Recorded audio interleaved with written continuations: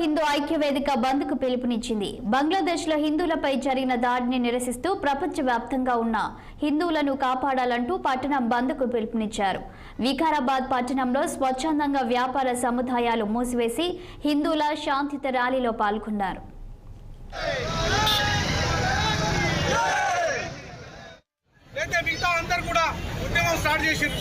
Reservations పొడిగించొద్దని అది ఆ దేశం యొక్క అంతర్గత విషయం.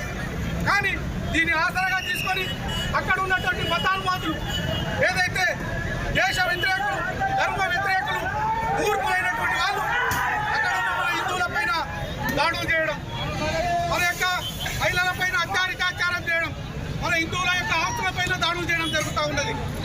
వేలాదిగా మన దేశం వైపు తరలి వస్తూ ఉన్నారు బిక్కు మన హిందువులను. కాబట్టి హిందువులకు ఇక ఆశ్రయం లేదు. ఈ దేశంలో ఉన్నది ఒకటే భారతదేశం. కాబట్టి ఆ హిందువులను రక్షించుకునేటువంటి బాధ్యత మన యొక్క భారతదేశం పైన మన మీద ఉన్నది. ఆ దేశంలో ఉన్న విద్యాసం